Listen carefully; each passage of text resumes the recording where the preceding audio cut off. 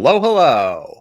I am Ben Pick, and thank you for joining me in Running to Write, where I give questionable writing advice through running metaphors. And wow, there's a lot of things for the intro. Two big things, really, that I want to focus on. The first of all is that 3 years ago, as of the 19th, which is this Friday, so I'm obviously not going to have a show tonight, but 3 years ago, almost within 4 days, I started this entire YouTube video blog thing. Running to Write came out on the very first episode on April 19th, 2021. 156 episodes later, we're here. And I just want to take a moment to celebrate that simple fact.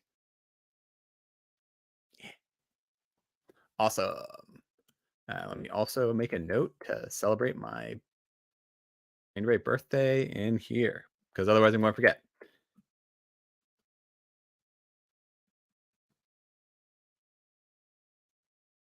And because we're going to do this behind the scenes, you get to watch me add a note in Google Calendar.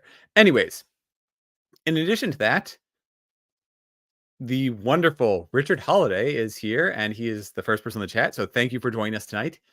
I think I know why you're here too. It's to hear this lovely, lovely song, which you created by using Suno AI, which is a songwriting / singing software. So I'm going to start playing this, and let's see if this works. Um, I don't think I can. That's annoying. I don't think I can play it.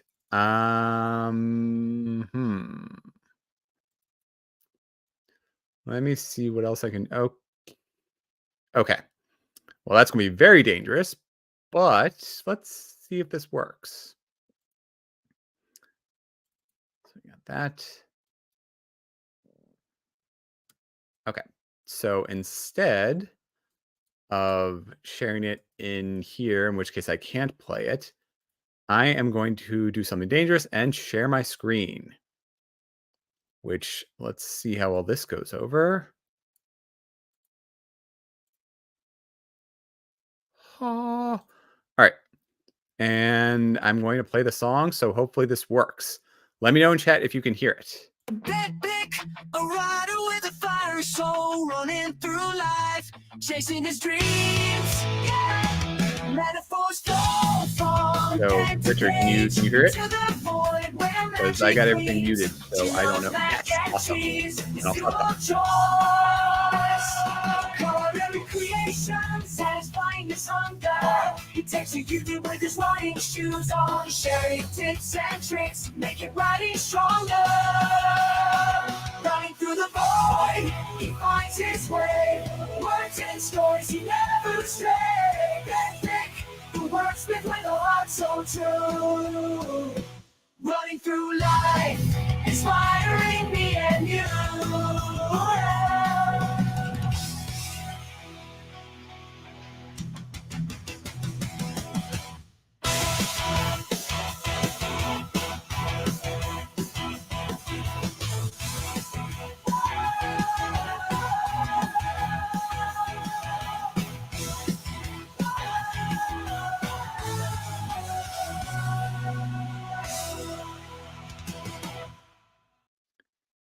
Yeah, so that happened.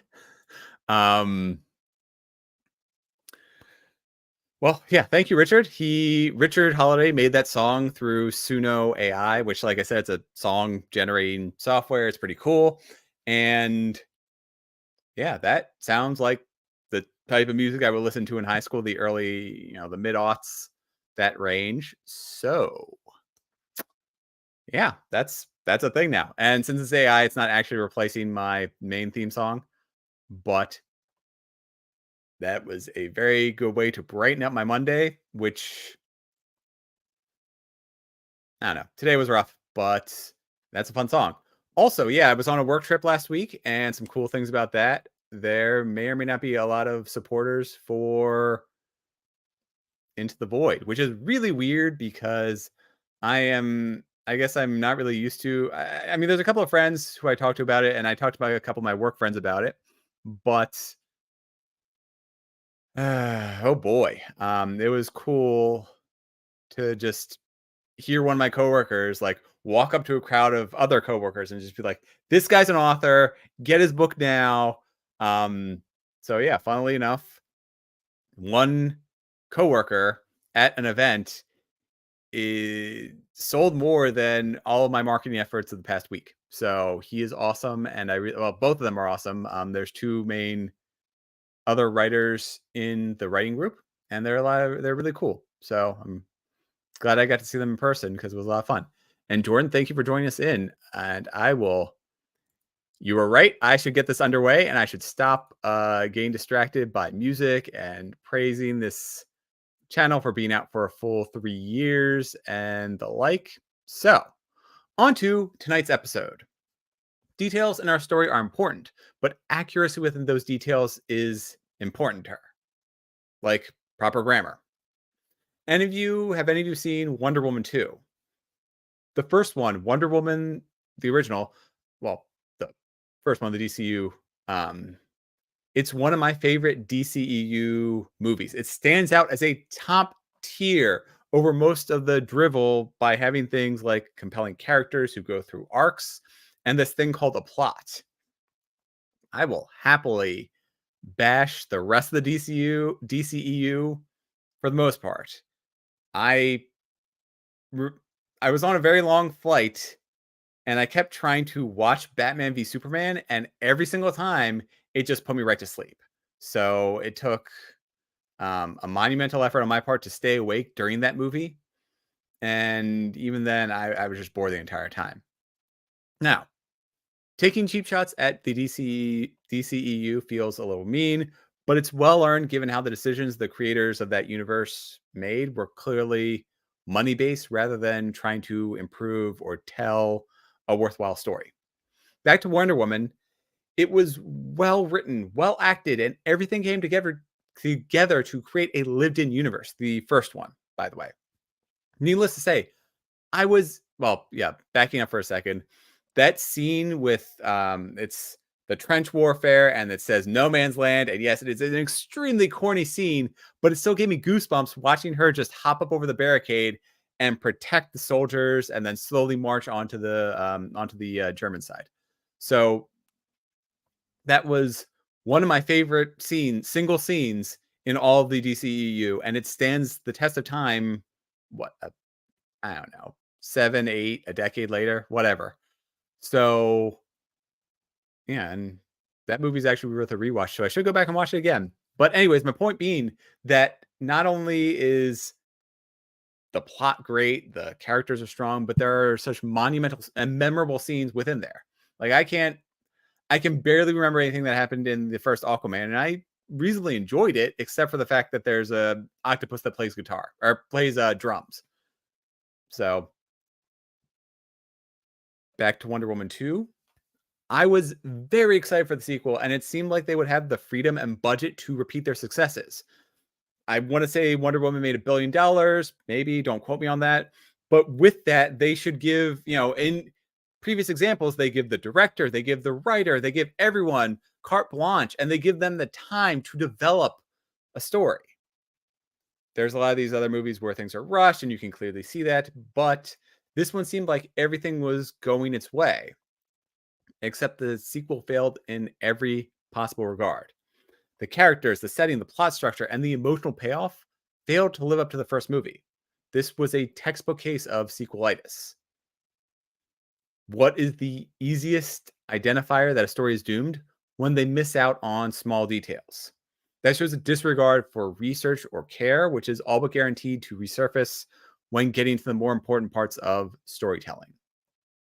In fact, I believe when we put in those small details, it forces us to improve the macro story components like plot and pacing.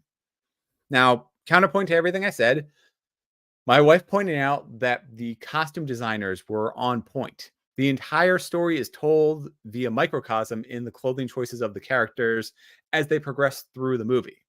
Yes, that is important, and it adds a lot to making this world feel lived in, but I still firmly believe that the movie is flawed in every way except for that one specific through line thread of subtext. With all that in mind, these are my 5 tips to developing small details, to developing, these are my 5 tips to developing small details in our story to either fake it or to ensure that the overall story is well told. Number 1, get the details right. In Wonder Woman 2, there was a scene where the characters are wandering through the metro, the DC metro station, which is our subway or our tube for those of you in the UK. And this movie took place in the 80s, yet there were signs for the Silver Line, which wasn't even being built until the mid 20 teens. I pointed this out while watching the movie, and all sense of immersion was lost. It would have been a quick CGI fix to edit out both the silver and green lines, and to make sure that only stations that were available in the 80s were present in the movie. This was a blink and you miss it moment, except that the movie is made up of so many similar experiences. Kind of like an airplane in the Udvar Hazy hangar, where it was displayed to the public, and for some reason had a full tank of gas and was ready and prepped for flight. Again, when I read or watch egregious mistakes, it only further highlights how contradictory and bare bones the Wonder Woman 2 plot was. That lack of a set designer, director, well, I'll take out set design. Well, set designer with the exception of the clothing, obviously. The director or visual effects studio, it would take them such a small amount of time to look up these simple facts. And it shows a carelessness on set, which is akin to leaving, I don't know, hypothetically speaking, a Starbucks cup on a table in a fantasy series. Cough, cough. Because that never happened in a big blockbuster long-running TV series that signaled the captain wasn't driving the boat. Getting these details right is a chance for us as writers to show off our passions. J.M. Chaley, another author tuber, travels up and down the Northeast Corridor to design his scenes. And Margaret Bernard has traveled to internationally, I want to say Ireland, for inspiration and for set location ideas. When we get these details right, from the settings to the deep facts that pertain to our story, writing becomes easier, or at least it does for me. Let me check out the chat. Yeah. Oh, I will absolutely throw some Game of Thrones shade. And yes, I did force us to stop the movie because I was like, wait a minute, that's a Silver Line like bar in the background, and we had to look at it. And then when I commented on that, one of my friends also pointed out, it's like, yeah, by the way, they also screwed up with the green line too, because that didn't exist in the 80s. So my own knowledge was flawed, but even with my cursory DC knowledge, even with my cursory DC knowledge, I still knew that everything was wrong. Everything was wrong in that scene in the background.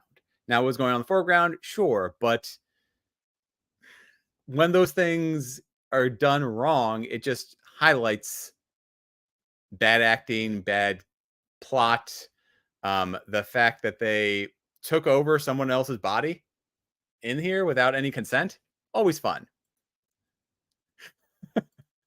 Yeah, my wife was very angry because she's at the stop all the time. I want to say, were they at La Font Plaza or they were at like Metro Center or something, like a pretty big hub that people go through frequently. And let's see here. Barber's the right conflict for me.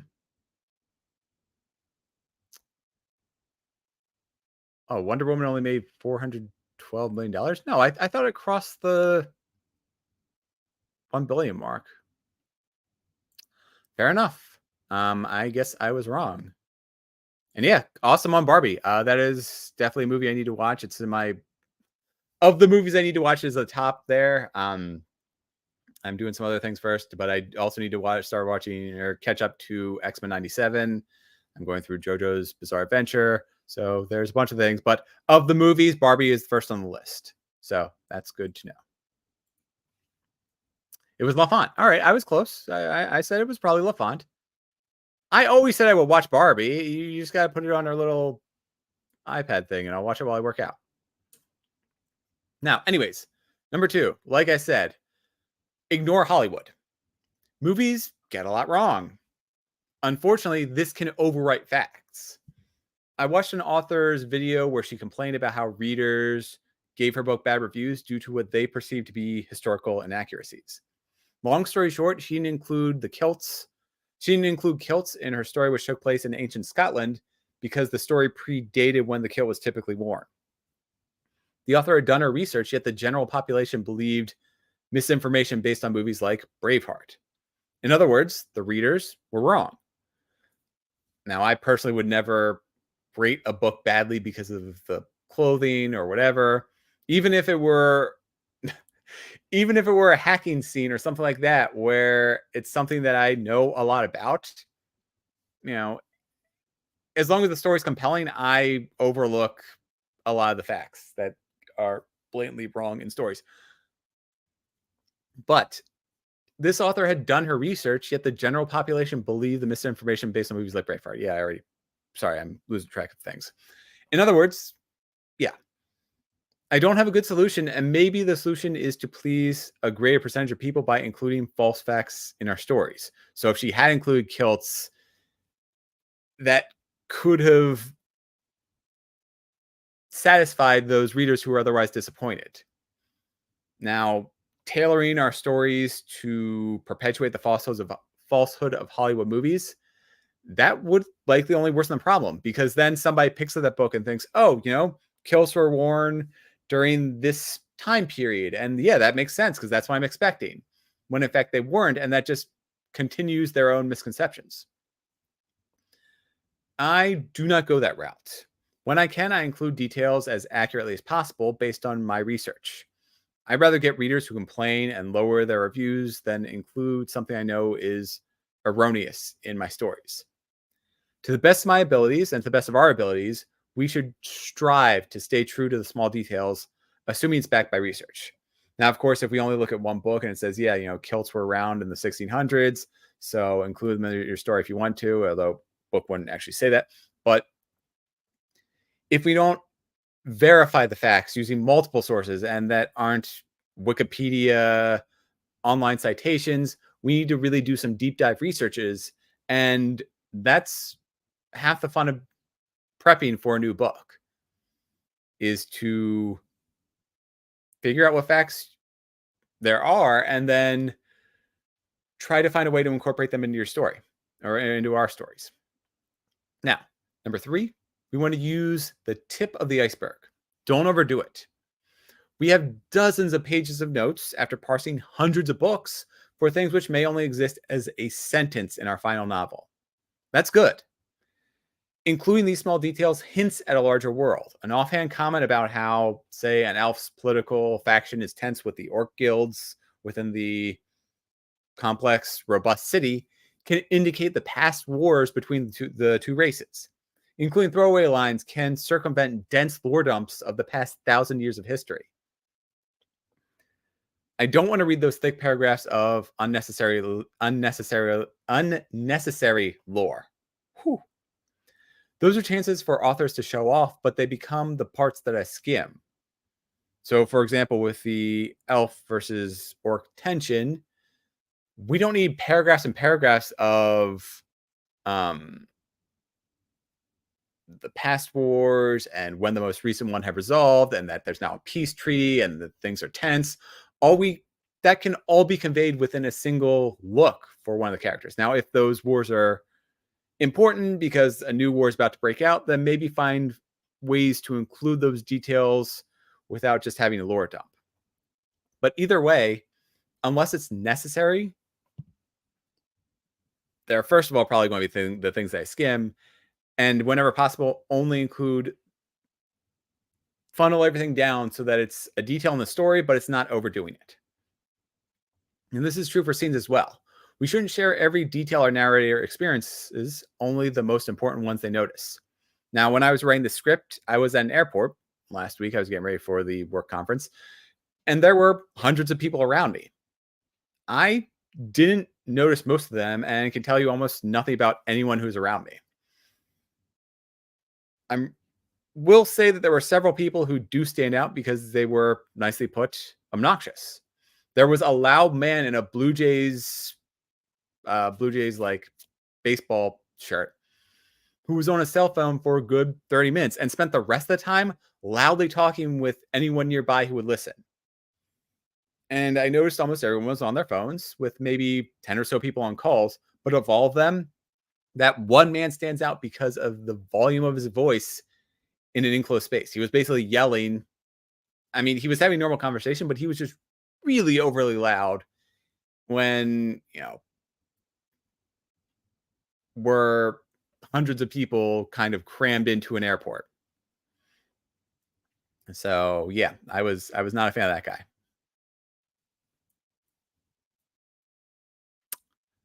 Yeah. No, I mean, I haven't read The Lord of the Rings in quite some time, so I'm due for an over or a reread again. I don't think the scenes were unnecessary or the lore was unnecessary. I know this is going to sound blasphemous, but I do think that some of the poems and definitely Tom Bombadil, as fun as he is, doesn't really have much to do with the story. So there are some things which could be taken out of The Lord of the Rings, the books, but I think that does a pretty good job of saying a scene and of telling us everything that we need to know in terms of lore. I'm not against poetry. I just think that some of the from what I remember about the Lord of the Rings, there were a lot of poems and songs. And yes, I know that was like Tolkien's bread and butter, and he was known for that. He was thrilled to include those in his stories. Again, I don't think I've read this book since I was functionally a kid. I might have read it maybe in my early 20s. So I definitely should go back and reread it. But that is what I remember from my experiences. Now, number 4, subject matter experts. When we get the small details of space propulsion right, readers are more inclined to accept our hand wavium for faster than light travel. By including the minute facts of our world, we build rapport with readers. I've used a bank metaphor before for probably this or something like it, and it works here too. Depositing facts and truths to readers allows us to then withdraw when conveniences like extremely unlikely scenarios take place, or when magic and science fiction are involved. I work hard to ground the magic in my stories in real physics. There was a teleportation and telekinesis and time travel in my stories, but there were also massive and repeated issues with gravity in a story called Falling Through. There was actually some really cool scenes where I'll come out and say it, where I tried to get as far as I'm aware, I got the physics right, and it was functionally portal like scenes where the momentum carried. So Portal is a video game where you have this portal making gun where you shoot one thing and then you shoot another thing, and it creates two portals. So you can you can put one of them really high up and then you can put one of them down the ground. You jump off a ledge, and that way you can fall and your momentum carries through, and then you warp out the other portal and it lets you jump really, really far. So I created a scene that was basically like that, where you had that kind of magic and you had, I'll call it grounded magic, where the magic behaved like it physically should if it were real. And namely, one of the big concerns was when objects in motion are no longer in motion because they collide with the ground. There's a lot in Falling Through where they are trying to stop the effects of gravity because, well, things go badly and a lot of people start falling. So, anyways, my last tip, number 5, story matters. The best small details are only as important as they pertain to the story. Fixing the specific complaints I mentioned in Wonder Woman 2 wouldn't have had an impact on the plot or character development, most likely. So with the Silver Line, again, blink and you miss it. It's not like they were talking about going on the Silver Line. They just happened to be in the DC Metro. So fixing that mistake wouldn't have affected any of my main complaints with the story. Now, instead of the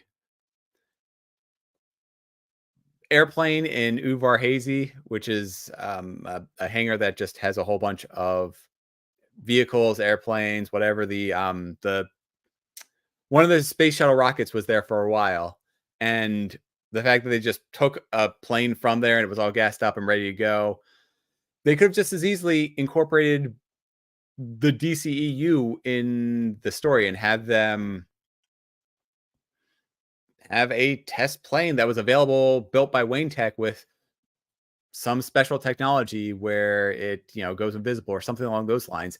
And that would tie Wonder Woman 2 to other places in the DC universe. Instead, they basically just have a random scene where they steal a plane from that was on display and fly through fireworks, which also raised a lot of questions in that scene. Which, sure, it's cool watching these, exploding fireworks nearby the plane, which was really cool to look at. But when you actually think about what the substance of that is, I mean, they're basically flying through controlled explosions, which, yes, fireworks aren't technically bombs or anything like that, but they are not far off and they should be doing a lot of damage to a plane that's flying through them.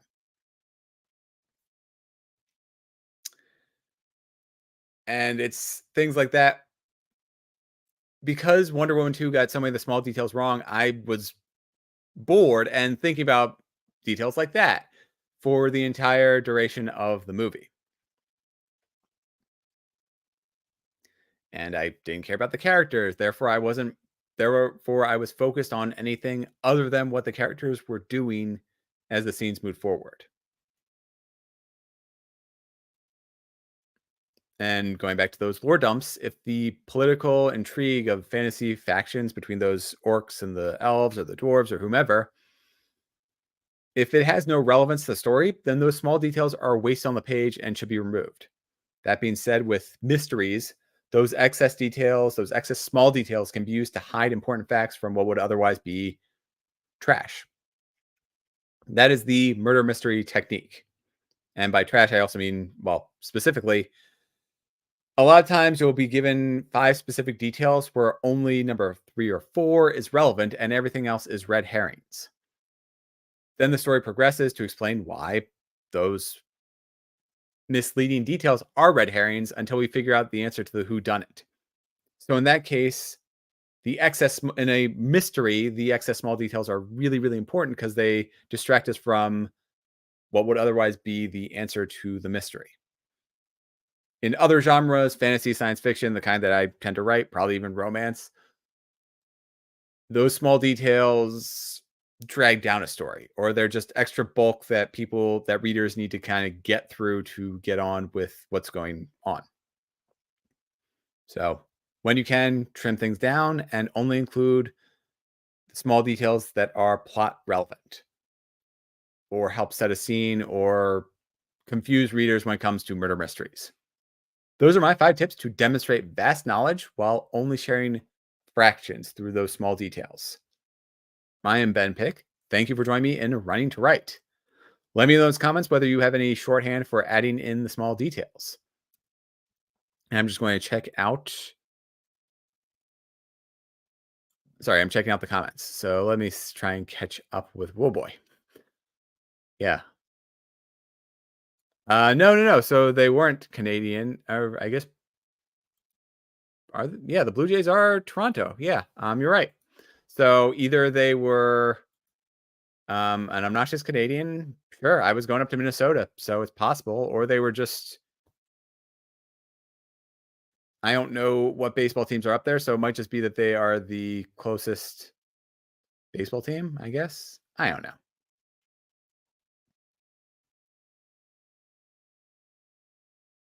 Hmm. Lots of people are fans of Portal.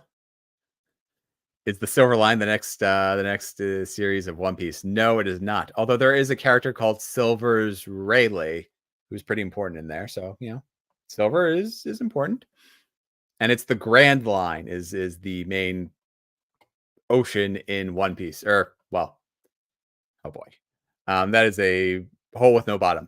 So yeah, Grand Line is the most important ocean, arguably, within One Piece. And I won't go into any of the details and geography of a fictional world. Suffice to say that the world is divided into 4 different quadrants. There are the North Blue, South Blue, East Blue, West Blue, and then there are these like dividing cross section that wraps around the world.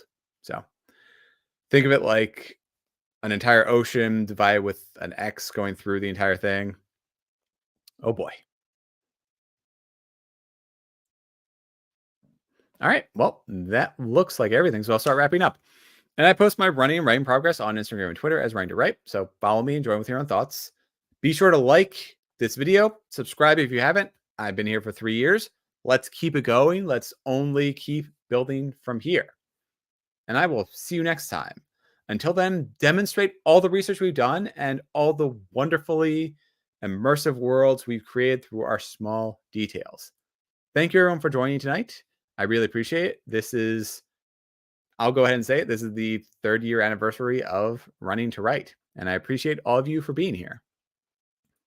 So, yeah. It's a party here, and a good time was had by all. So, thank you, and have a good night. I will see you all next week. I forget off the top of my head what that topic is going to be, but I have a couple of different topics that I'm drafting up, and they should be pretty interesting as we bring the season to a close. So, yeah, sorry, I'm just mindlessly wandering. This was episode 157 or season 6, episode 23. So that means there will be 3 more episodes in the season. Oh, right. And then starting in season 7, I'm going to try to incorporate write-ins where I'll be doing sprints because I will be starting to write my 4th novel right around the time that season 7 should be starting. So you have that to look forward to. So for those of you who want to write with me, let's go ahead and do it. I'm probably going to be starting a little bit earlier on those days, just so that way I get more time without going too late, because right now I eat dinner after I do this. So I will likely be starting an hour earlier on I don't know, I'm experimenting with ideas that I'm planning to do once a month, unless I'm, on vacation or missing or something like that. But once a month, live streams where we sit down and do sprints and write. So it'll be an hour earlier.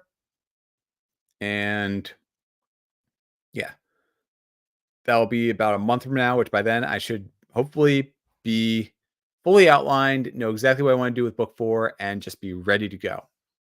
Now, all that's a long-winded story, so I will just say see y'all next week, and we will figure it out between now and a month from now. Take care, everyone.